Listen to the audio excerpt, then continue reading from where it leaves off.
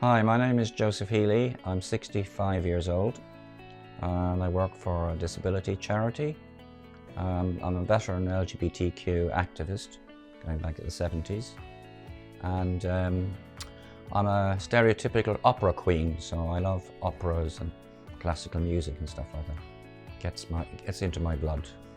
My name is Tori West. My pronouns are she, her.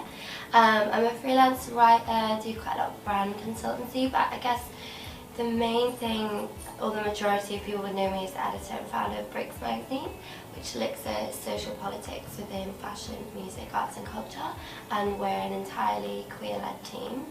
And in my spare time, we talked about music, love Billie Eilish. That's what I'm going to say. Should I go first? Yeah. Yeah. Responsibility. This is a nice, easy starter one. This is nice. What does pride mean to you? Well, it's an interesting question, because I've been at so many prides over the years, and for some people they think, oh God, I've been there, done it, got the t-shirt, got the bracelet, whatever.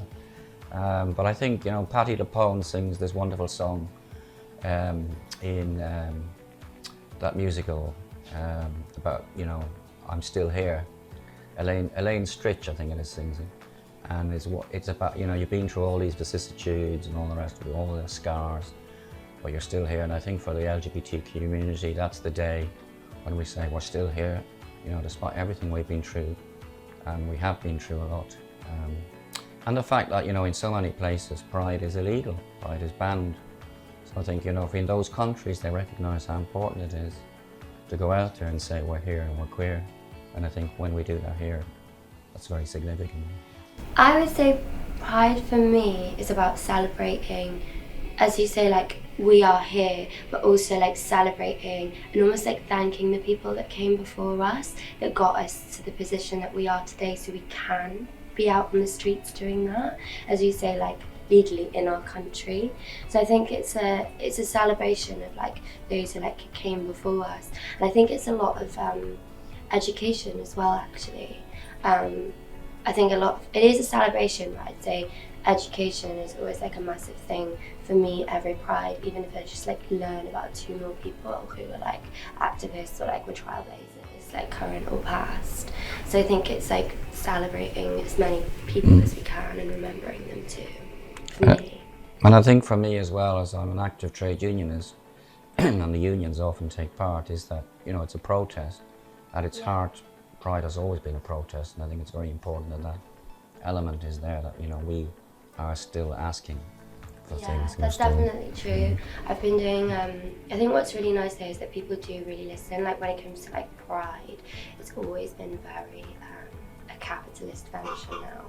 And that's not originally what it was. Like it was a protest and it was a riot. And it's like no one was selling t-shirts. People were getting arrested.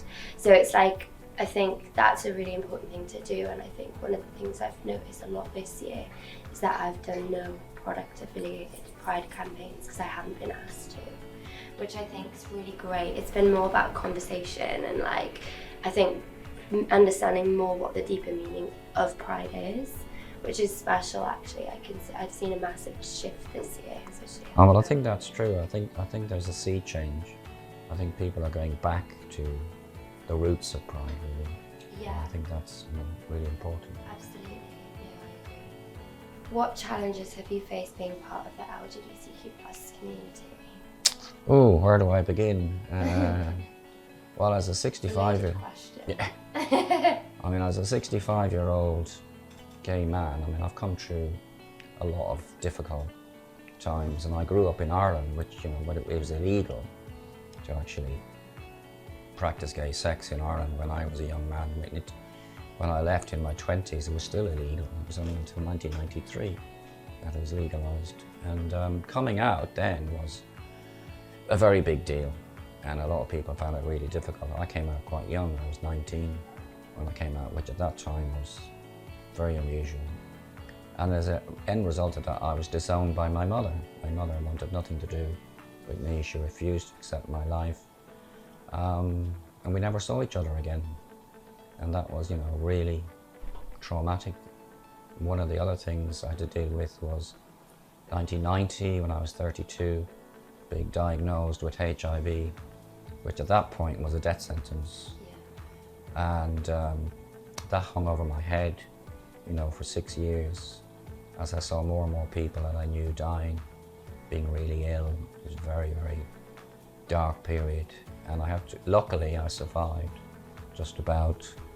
I feel that's a really hard period for like older queer people, and living in that generation of how actually traumatic that time was. And I don't think it gets like discussed enough today at all. Like, and I think even now it's such a taboo topic, I think, and a lot of people don't understand what it actually means now to like live with HIV, Well, 6 years later, thankfully the drugs, the antiretrovirals appeared, and some of us managed. But someone said recently, talking about Pride, that they noticed a big gap of men between 50 and 70 in that whole generation. So many of them were wiped out, really. And I think what you say is true. When It's a Sin came, it was such a wonderful series, but it was a huge re-education for people, because many of the people who'd been through that trauma didn't talk about their experiences, and it wasn't widely known.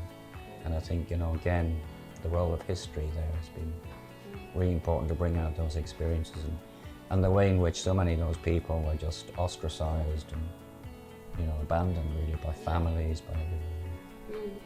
I think it's really powerful that you can speak about that though, because it is like really traumatic, so you should be really proud of yourself actually. Sorry, I'm getting teary now. I'm very emotional recently. I think it's because I've become a dog mom and crying also. Can I ask a question? If that's allowed, it's not on the note card. Would you say that things have improved, like since those periods, like, and you've come through all that? Like, do you feel really hopeful now in this generation for the queer community? Like, do you think it's got better?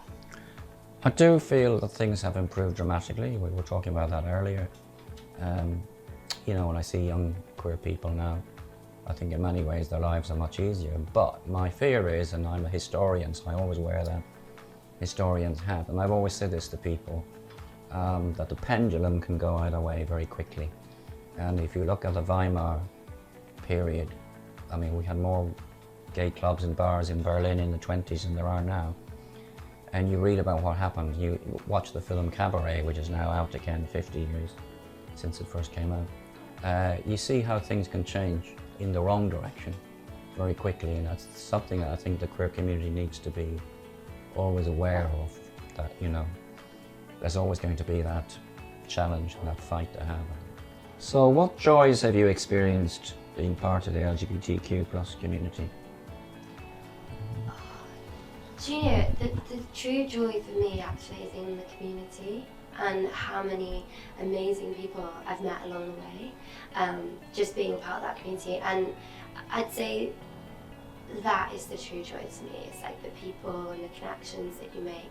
And I also feel like, no offense if anyone isn't queer in the room, but we're so funny. Like, I feel like we have the best time. We have the best popular culture. We have like so much, like our community is so fun. And I think it just, as soon as I hear the word queer or LGBTQ plus, I'm like, I just see fun, which I think is a really great thing to actually think of, because I think in the past, I think growing up and like before I came out, I'd say that I feel a bit fearful and a bit like, do you know what I mean? And it's really nice that that kind of wording for me has changed so much over the years, and now it's just become like a massive, sense of joy for me, How about yourself?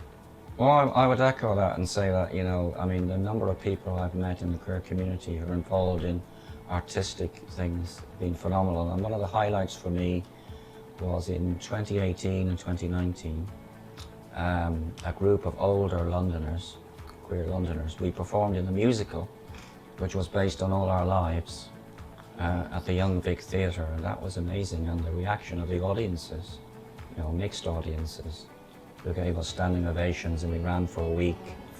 And all of the songs were really beautiful, and all of the songs were centered around, experiences of different people in the group, and some joint experiences. And there was a marvelous song, for example, about pride, and there was a song that was sung by the women alone about the Gateways Club, which was a very famous lesbian club that went on for, I think, 50 years or something like that. Only closed in the 1980s. So bringing all that, experience and joy and celebrating our community was really, really wonderful, I think. And I found great solidarity amongst the community, both in the union and the LGBT community, where we really look after each other and support each other, but more generally as well. Yeah. That's nice. That sounds so fun. So I hope it's revived. It was really, really great. It was called Carnation for a Song, and it was based on the idea of Oscar Wilde's Green Carnation. Yeah. So at the beginning we all held up carnations, green carnations, and sang a song about the meaning of that. That was really nice. Oh, that's really lovely. What advice would you give to your future self? Oh, well, at 65, I'm thinking I'm going to live life for the moment. I think, I savor those moments when I love things like going to gardens and looking at flowers and plants and being with nature, just sort of enjoying those moments, really. But I think also, I've talked a lot about our history and stuff, and I think I want to record some of my history, my personal experiences, and that of others. And I know friends of mine who are a little bit older than me who are doing that now, and they're setting up websites and doing things like that. And I think it's all part of our queer history. It's really important that it's going to be there. So that's one of the things I'm probably going to do. I'd say, for me, what springs to mind in that question, I can't remember who said it. I think it may have been Monroe Bertolf. Maybe tweeted it once. I can't remember. Someone on social said it, and it was like, as queer people, when we're growing up, we spend majority of because I'm about to turn 30 in a couple of months, and it was a tweet that was like, we spend the majority of our teens and our 20s masking our true selves, and then when you hit a certain age point, you then start relearning actually who you are as a person and what the things you like, or not masking in public and those sorts of things. And that really made me think. And I think now what I'd say to my future self is that it's fine to be exactly who you are as a person and unapologetically, and that's fine. And if other people don't want to accept that, that is actually on them and their uncomfortability, and it's never actually a reflection on you. So it's I think I always want to remind them, I don't want to ever forget that, because I think that's one of the things that gets you through the hard times, because we all have them. So I hope that's one thing I always remember. I think that's very good advice. Yeah. So, what are your hopes for the future? Do you know, for me, it's actually I hope that this becomes more recognition about how, unsafe it actually is to be a non-binary or trans person in this country.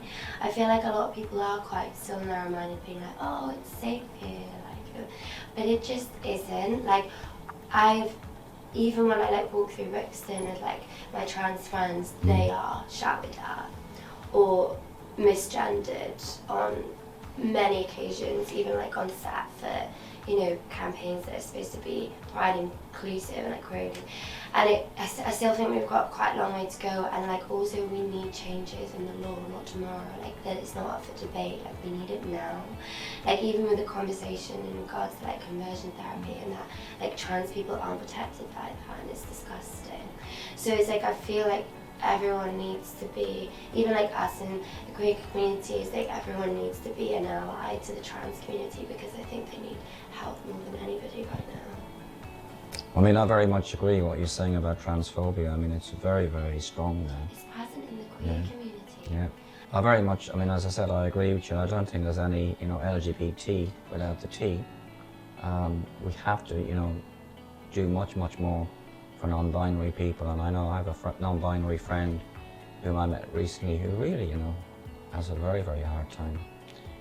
But I think my other hope for the future is, there's a lot of discussion now about migration and refugees, and there's so many LGBTQ refugees who are coming from countries where there's such, you know, I mean, look at Afghanistan, what the Taliban are doing. I was reading an article about they're hunting down people at the moment to kill them. You know, so many countries in Africa and elsewhere. And we need to be much more tolerant and much more open about accepting, you know, queer refugees and giving them safety and refuge and somewhere to stay. Absolutely, in safe spaces as well, exactly. When will you know that we've truly made progress on diversity, equity and inclusion at work?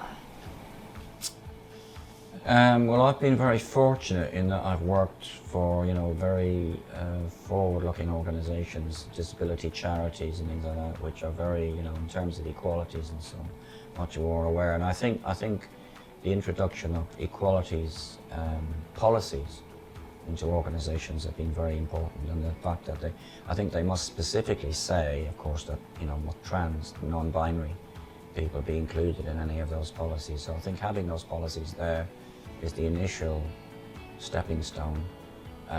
So I've been lucky that I haven't been subjected to, you know, homophobia at work, but I know lots of other industries, and then I know from the union, because we deal with people who work in bus garages and people who work in construction, particularly very macho-orientated industries. I think a lot of people there are really still in a position where they're closeted, or where if they come out, they have a really bad time. About that at the moment, because some footballers are now like coming out as queer, and like there was somebody, was it in the 90s, who came out and then took his own life. Just in fashion. The amount of abuse that he got as the first person to come out in UK football as queer, and it's just awful.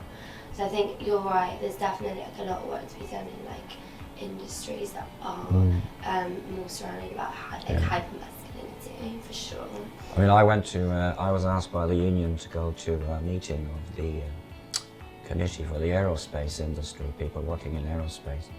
And I arrived as an openly gay man, and you could see from the audience, they were all male, they were all very hetero, and when I started speaking about, you know, our LGBT committee and trying to get people from aerospace come on committee, one of them said, I work in a factory with 1,000 people and I don't know a single queer person in the factory. And I'm thinking, statistically, that's just not possible.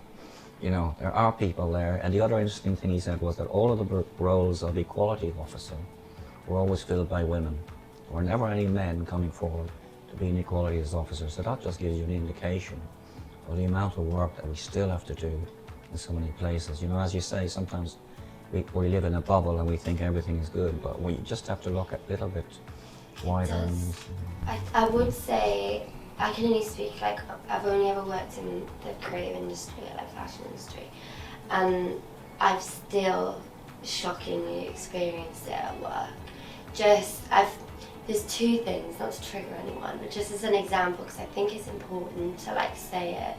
But I was working at like a fashion PR company, and they were awful to interns, and they refused to give me assistance in my role, so I looked after my interns so well. Like, I'd make them cups of tea, and I would like, because they're not being paid, and I was like, I'm going to make an effort. And obviously, in my little bubble, I always connect with people who are queer, so all my team underneath me, like beneath me, is the editor of this agency, were queer. And the company director emailed me and said that I was no longer allowed to write any stories with an LGBTQ plus undertone, as it's too related to sex and drugs, and it'll put off our fashion clients. And I literally like ran into the office, banging on the door, and I was like, I am not telling my team that they're all queer. I'm annoyed that you told me that as a queer person. And I was like, I'm actually disgusted, and I will not be telling that to my team. And like, I got fired. When I lived in Bristol, I used to sell pies.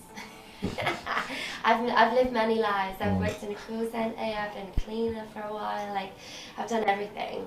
I think when you grow up like low income, you just end up doing those jobs. But so this wasn't in the creative industry actually, but it was International Women's Day. But at the time, like, I used to skate, because I used to work at like a skate shop that was like skate fashion. So I would just like go into skateboarding. So like after work, I would like skate, but you'd have to wear like chinos and stuff. And I was like, oh, it's International Women's Day today. And someone turned around to me in the office and was like, well, if if you care so much about that, why don't you stop dressing like them then? And it's that it's people think they're being funny, but it's like that's like a real microaggression of like, do you know what I mean? Like it's absolutely awful. Those situations traumatize me to a point where I can't work for anyone else anymore.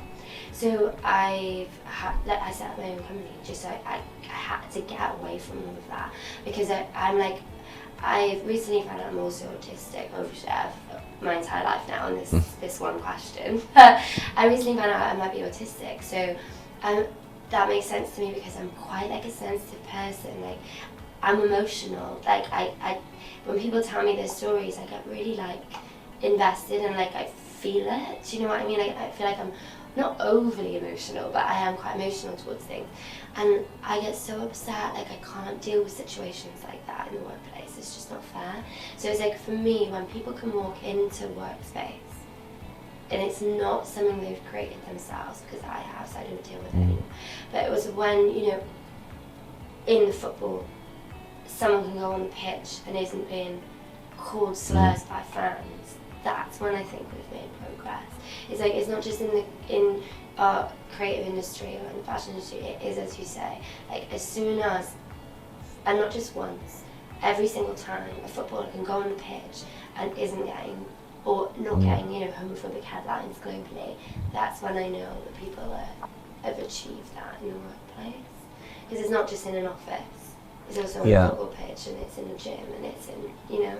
And I work in the field of working with people with social care, and there are a lot of older people and a lot of older LGBTQ people who are there, and they're being, you know, they're working with carers, care workers, who often come from very homophobic or transphobic backgrounds, and that's going to become a big issue, because as our generation, you know, my generation, ages, you're going to get a lot of very politically aware queer people who are going to be in situations where they're going to be demanding that they're treated with respect, and I think there's a, you know, big issue going into the future in terms of work. So, sort of a reverse question here in a way. What advice would you give to your younger self? I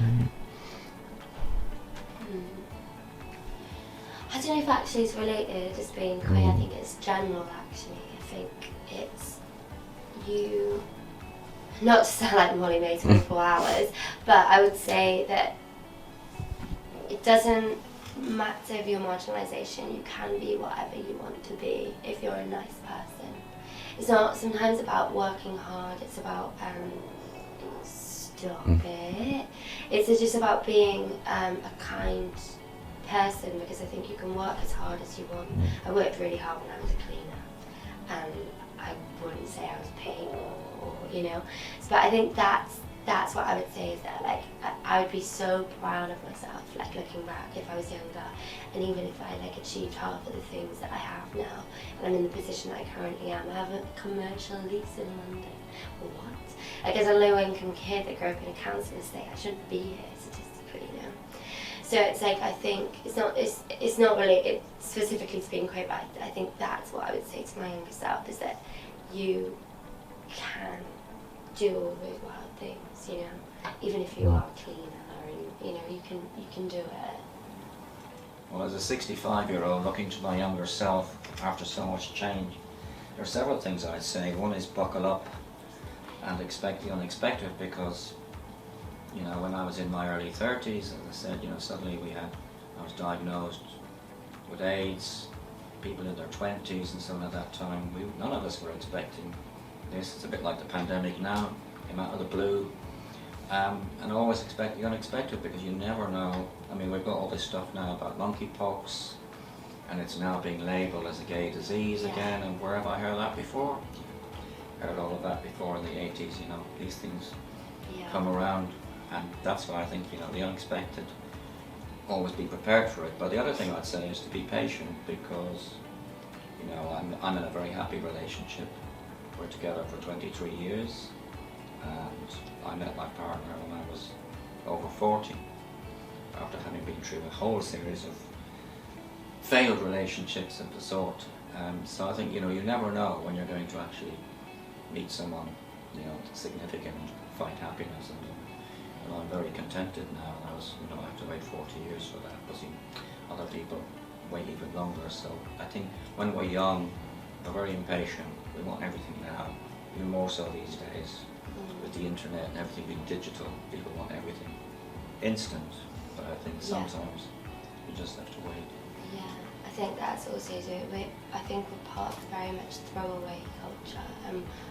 Not so much in like the things we consume, but we also treat people like that as well, I think, the younger generation. But yeah, that's a really nice, I think, way to end on actually, is that point of like finding joy.